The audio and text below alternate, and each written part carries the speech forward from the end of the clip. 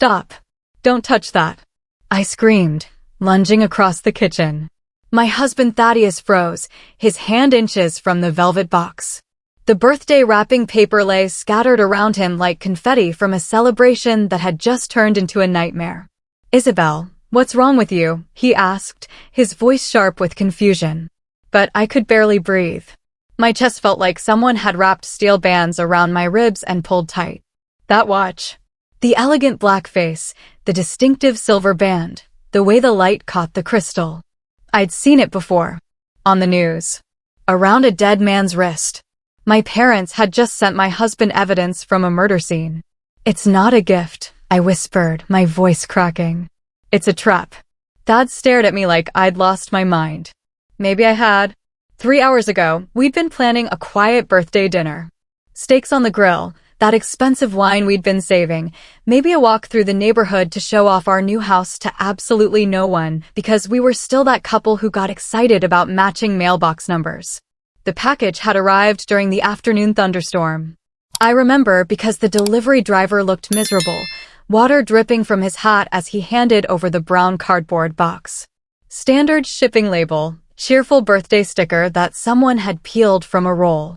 My mother Cordelia's handwriting in that careful script she'd perfected during her years as a bank teller. From Mom and Dad, the note read, "For our favorite son-in-law. Happy 34th, Thaddeus." We'd laughed about it. My parents, Cordelia and Barnaby, had never been big gift givers. Christmas meant practical things. Socks, maybe a gift card to the hardware store. Birthdays were usually a phone call and a promise to take us out to dinner at the chain restaurant with the free bread rolls. But this year had been different. This year, they'd been struggling. Retirement hadn't been kind to them. Dad's pension was smaller than expected. Mom's arthritis had gotten worse. More doctor visits, more medications not quite covered by insurance. They downsized from the house I'd grown up in to a cramped 2-bedroom apartment that smelled like other people's cooking and defeat.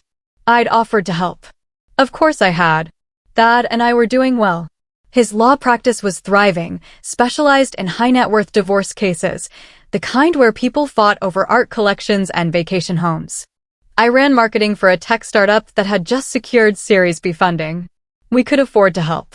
But they'd refused. Pride, they said. They'd figure it out. Now, staring at that watch box like it might explode, I realized they had figured it out. Just not the way I'd hoped. "Thad," I said slowly, "do you remember Lysander Blackwell?" His face shifted. Lysander had been his client for the past 8 months. Messy divorce, nastier than most. Tech mogul worth north of $500 million, married to a woman who'd made it clear she intended to take half of everything he'd built, plus punitive damages for emotional distress she claimed his workaholic nature had caused. "What about him?" Thad asked, but I could see he was already connecting dots I wished would stay scattered. The watch he always wore. The one his grandfather gave him. He showed it to you, right? Said it was his lucky charm. Thad nodded slowly. "Isabel, what are you thinking?" "He died last Tuesday.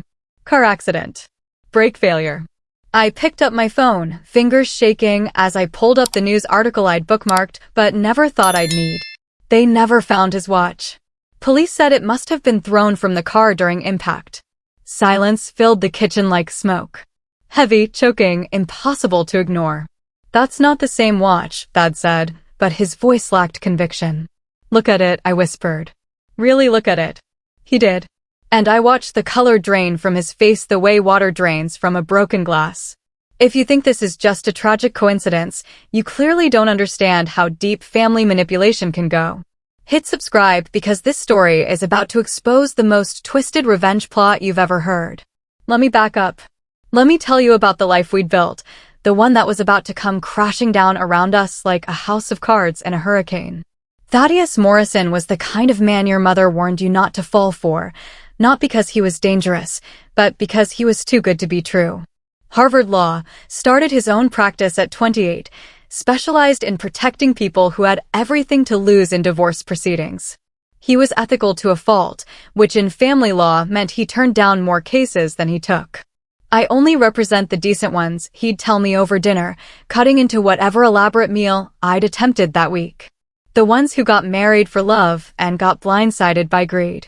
Lysander Blackwell had been one of the decent ones. I'd met him twice. Once at Thad's office Christmas party, where he'd seemed overwhelmed by the crowd and spent most of the evening talking to our golden retriever, Hemingway, about startup funding strategies. The second time was at a restaurant where we'd run into him having dinner alone, reading technical manuals while he ate. His wife left him 6 months ago. Thad had explained on the drive home. Cleaned out their joint accounts, took the art collection, even stole his grandmother's jewelry. Now she's claiming he was emotionally abusive because he worked 16-hour days building the company that made them both rich. Is he abusive? I'd asked. He's the kind of guy who sends his housekeeper's kids to college and doesn't want anyone to know about it. Last week he asked me if there was a way to make sure she got the house in Napa even though it was his before they married. He loves her, Maggie. Still, even after everything, Serafina Blackwell was a different story entirely. I'd never met her, but I'd heard enough. Former model turned lifestyle influencer turned venture capitalist's wife. She had the kind of beauty that photographed well and the kind of ambition that consumed everything in its path. When Lysander had started the company that would eventually make them both wealthy, she'd been supportive. When he'd succeeded beyond their wildest dreams, she decided she deserved half the credit and all of the glory. The divorce had been brutal. She'd leaked private emails to tech blogs, hired a publicist to plant stories about Lysander's supposed controlling behavior, even started a podcast called Surviving Silicon Valley, where she discussed emotional terrorism in the tech world, without ever naming names while making it crystal clear who she was talking about.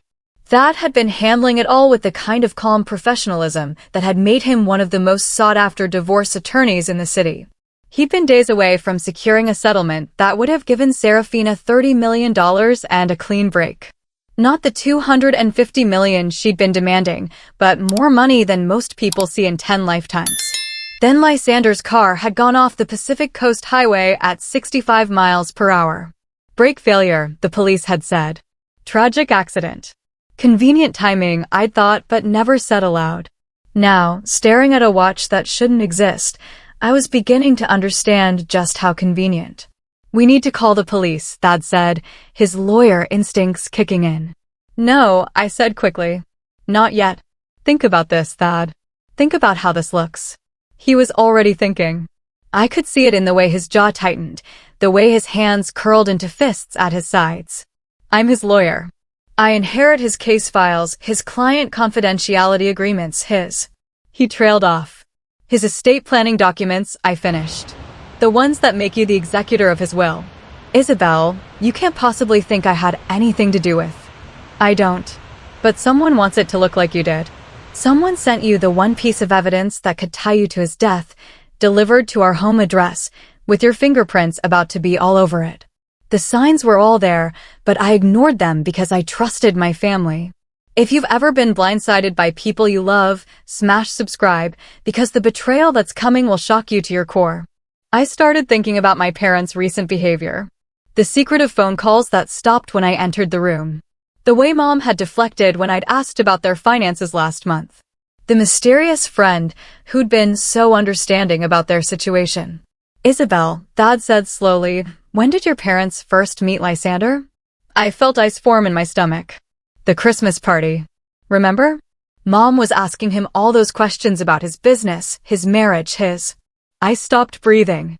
His legal strategy. She said she was just making conversation. She was gathering intelligence. I pulled out my phone and started scrolling through my recent calls with my parents. 3 weeks ago, Mom had called asking about Thad's work, specifically about client confidentiality rules. 2 weeks ago, she'd wanted to know if we were planning any trips, if we'd be away from the house. Last week, she'd asked if Thad kept case files at home. I thought she was just being nosy, I whispered. Get your laptop, Thad said. Check their bank records. I can't just access my parents' bank records. You can if you're on the emergency contact list for their accounts. Remember? You set that up last year when your dad was in the hospital. I did remember. Dad's appendicitis, Mom's panic, their request that I handle the medical bills while he recovered. I'd never removed myself from their accounts. The laptop took forever to boot up. My hands were shaking so badly I had to type my password 3 times. When their bank account finally loaded on the screen, I felt the world tilt sideways. Deposits. Large deposits. Starting 3 months ago. $5,000. Then $10,000. Then $15,000. All marked as consulting fees from something called Serafina Solutions LLC. Consulting fees for what? Thad asked. I clicked through to the transaction details, cross-referencing dates with my memory of family conversations. The first deposit came the day after I'd told Mom about Lysander's case, mentioned how it was Thad's biggest client, how the settlement could set us up to start the family we'd been planning. The second came after Mom had asked to see Thad's home office, claiming she wanted to understand what he did for work. The third, largest deposit came 2 days after she'd had coffee with me and casually asked whether Thad ever talked about his cases at home. They were selling information, I breathed. Our dinner conversations, your case strategy, everything I knew about Lysander's personal life. They were selling it all to Serafina. Thad sank into a kitchen chair. For 3 months. For 3 months. I kept scrolling. Look at this. The final deposit, $50,000. It came through yesterday. Payment for what? I looked at the watch, still sitting in its velvet box like a bomb waiting to explode. Payment for framing you for murder. I had less than 24 hours to save my husband from a murder charge orchestrated by my own parents.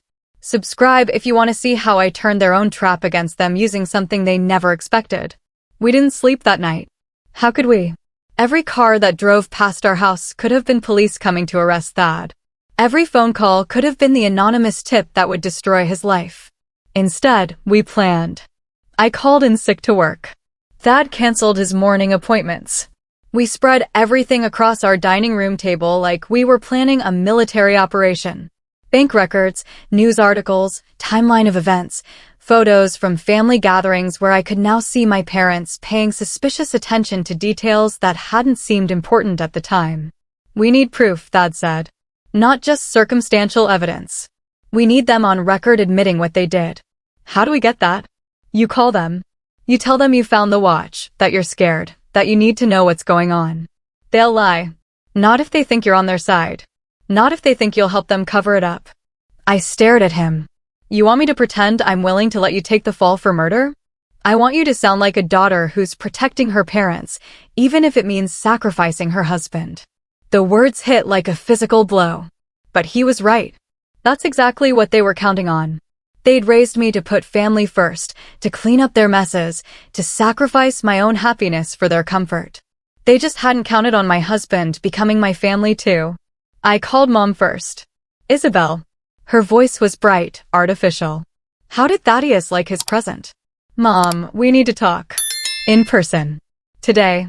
Oh, honey, what's wrong? You sound upset. I found something. About the watch. About where it came from. Silence. Long enough for me to count my heartbeats. 1, 2, 3, 4. I don't know what you mean. Mom, I know about Serafina. I know about the money. Isabel. I need to see you. Both of you. Now. Another pause. We'll be right over. They arrived within the hour. Dad looked like he hadn't slept, his usually perfect silver hair disheveled, his shirt wrinkled. Mom was overdressed for a casual visit, wearing the pearl necklace she only brought out for special occasions or particularly difficult conversations. They sat on our couch like they were attending a funeral. Which, I suppose, they were. Where's Thaddeus? Dad asked. Upstairs. I told him I needed to handle this alone. True, technically. He was upstairs, in our bedroom, with his phone recording everything through the baby monitor we'd installed when we started trying to get pregnant. Handle what, sweetie? Mom's voice had that patronizing tone she used when she thought I was being dramatic. I placed the watch box on the coffee table between us. This. Dad reached for it automatically, then stopped when he saw my expression. That's a very generous gift, Mom said carefully. It belonged to Lysander Blackwell. Who? Don't. My voice was sharper than I'd intended. Don't lie to me anymore. I know about the consulting fees. I know about Serafina Solutions. I know you've been working with his ex-wife for months. They exchanged a look. The kind of wordless communication that comes from 40 years of marriage and a dozen years of slowly escalating financial desperation. Isabel, Dad said slowly, you don't understand the situation we were in. Then explain it to me. Mom started crying. Not the pretty tears of movie actresses, but the ugly, messy crying of someone who'd been holding back fear and shame for too long. We were going to lose everything, she sobbed. The apartment, the car, everything. Your father's medication costs $800 a month even with insurance. I need surgery on my hands, but we can't afford the deductible. So you decided to destroy my marriage? We decided to accept help when it was offered, Dad said. His voice was defensive, angry. Serafina approached us, Isabel. She knew we were struggling. She offered us a way to help ourselves while helping her get what she deserved. What she deserved? She's trying to frame my husband for murder. That's not, Mom started. That's exactly what this is. I gestured to the watch. Lysander is dead, Mom. His brakes failed on the same day you received your largest payment. Now you send my husband the murder victim's watch, making sure his fingerprints are all over the evidence. What exactly did you think was going to happen? Dad stood up, pacing to the window. She said it was just about the divorce settlement. She said if we could provide information about Thaddeus's strategy, about Lysander's plans, she could level the playing field. And the watch, she said. Mom's voice was barely a whisper. She said it was a gift. A thank you. She said Lysander had given it to her years ago, that she wanted Thaddeus to have it as appreciation for his hard work. You knew that was a lie. We hoped it wasn't. Bullshit. The word came out harsher than I'd ever spoken to my parents. You knew exactly what you were doing. You chose money over your daughter's happiness. You chose your comfort over my husband's life. We chose survival, Dad snapped, turning from the window. Easy for you to judge from your fancy house with your successful careers. You have no idea what it's like to be 67 years old and realize you can't afford to live. I offered to help you. We didn't want your charity. But you wanted Serafina's. Silence fell like a curtain. Heavy, suffocating, final. What happens now? Mom asked. I looked at them. Really looked at them. These people who'd raised me, who'd taught me right from wrong, who'd somehow convinced themselves that destroying their daughter's life was acceptable collateral damage in their fight for financial security. Now you tell me everything. Every conversation with Serafina. Every piece of information you gave her. Every plan you helped her make. Isabel. Everything, Mom. Because right now, the only thing standing between my husband and a murder charge is the truth. Your truth. And slowly, piece by piece, they told me. What happened next proves that karma is real and it has perfect timing. If you're not subscribed yet, do it now because the justice served here is absolutely beautiful to watch. Serafina had been planning this for months. Not just the information gathering, not just the divorce settlement manipulation. She'd been planning murder. According to my parents, she'd approached them after seeing a photo from Thad's Christmas party on my social media. She'd noticed them talking to Lysander, done her research, figured out they were my parents, and therefore had access to inside information about her ex-husband's legal strategy. The consulting payments started small. Just basic information. How was the case going? What was Thad's opinion of her chances? Did Lysander seem confident or worried? Then it escalated. She wanted copies of documents Thad brought home. She wanted to know about Lysander's personal habits, his schedule, his routines. She wanted details about his car, his driving patterns, his favorite routes. She said she was hiring a private investigator, Mom whispered. She said it was normal in high-stakes divorces. And when did you figure out it wasn't normal? I asked. Neither of them answered. When did you figure out she was planning to kill him? I pressed. Dad finally spoke. The week before it happened. She asked us to make sure Thaddeus would be out of town the following Tuesday. She said she was planning some kind of surprise at the settlement meeting, that she didn't want him there to interfere. But you didn't tell him to leave town. We couldn't figure out how to do it without seeming suspicious. So she improvised. She killed Lysander anyway, knowing Thad would be the obvious suspect. She said it was just going to be a heart attack, Mom said desperately. She said she had pills that would make it look natural. We never imagined she'd make it look like murder. But when it did look like murder, when Lysander's car went off the cliff, you still sent the watch. She said it was insurance, Dad admitted. She said if anyone started investigating too closely, if anyone started connecting her to Lysander's death, the watch would redirect suspicion toward Thaddeus. She said it was just a precaution. A precaution that would send my husband to prison for life. We thought. Mom started, then stopped. You thought what? We thought if it came to that, you'd leave him. You'd choose us. Family first, like we always taught you. I stared at them. These strangers wearing my parents' faces, speaking words that revealed just how little they'd ever known me. You thought I'd abandon my husband to protect you from the consequences of helping to murder his client. We thought you'd understand, Dad said quietly. We're your family, Isabel. We raised you. We loved you first. No, I said, standing up from my chair. You loved yourselves first. You've always loved yourselves first. I walked to the kitchen, opened the junk drawer, and pulled out the digital recorder I'd been using for work interviews. What's that? Mom asked. Insurance, I said, pressing stop. The kind that actually protects people instead of destroying them. The next hour was a blur of phone calls. First to the police, then to Thad's criminal defense attorney, then to the FBI task force that had been investigating organized crime connections to several recent, accidental deaths in Silicon Valley. Turns out, Lysander hadn't been Serafina's first victim. Just her most ambitious. They arrested her at a spa in Napa, getting a seaweed facial and planning her next victim. A tech blogger who'd been investigating her husband's company, asking too many questions about their marriage, threatening to publish information that would have complicated her inheritance. The evidence was overwhelming. Financial records showing payments to a mechanic who specialized in automotive accidents. Communications with my parents detailing Thad's schedule and habits. Text messages to other potential accomplices discussing cleaning up loose ends and tying up final details. My parents were arrested 2 days later. Mom cried. Dad demanded a lawyer. Neither of them apologized. The trial made national news. Silicon Valley murder plot exposed by daughter read the headlines. Family betrayal saves innocent man from death row. Serafina got life without parole. The mechanic who'd sabotaged Lysander's brakes got 25 years. My parents, because they'd cooperated after their arrest and hadn't directly participated in the murder, got 8 years each. Fraud, conspiracy, accessory to murder, obstruction of justice. The judge called their actions a breathtaking betrayal of family bonds and basic human decency. I was there for the sentencing. Thad held my hand as my mother looked at me from across the courtroom, her eyes begging for forgiveness I wasn't ready to give. Do you have anything to say to your daughter? The judge asked her. Mom stood up slowly.